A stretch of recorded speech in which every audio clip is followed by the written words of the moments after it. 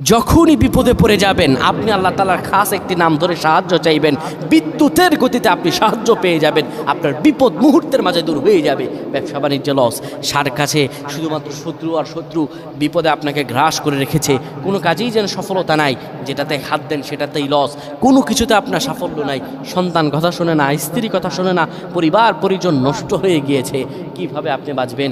প্রবাসে আটকা পড়ে গেছেন, আসতেও পারেন না, কোনো কাজও পাচ্ছেন না, আপনি আমলটা করেন। এটি আমার কথা নয়, বিশ্বনবী মুহাম্মদ রাসূলুল্লাহ সাল্লাল্লাহু আলাইহি ওয়াসাল্লামের প্রিয় সাহাবী হযরত যায়েদ রাদিয়াল্লাহু তাআলা আনহু, তিনি একবার মক্কা থেকে হিজরত করে যখন মদিনায় যাবেন, ঠিক সেই সময় বিপদে পড়ে যান। ওনাকে একটি লোক বিপদে আটকে ফেলে এবং ওনাকে হত্যা করার চেষ্টা করে। তখন তিনি আল্লাহ তাআলার এই খাস নামটি ধরে সাহায্য চেয়েছিলেন, আল্লাহ তাআলা তাকে বিপদ থেকে মুক্ত করেছেন। সুবহানাল্লাহ। সেই দোয়াটা কি? তিনি যখন বিপদে পড়ে যান তিনি বলেন, আগিসনি ইয়া রহমান,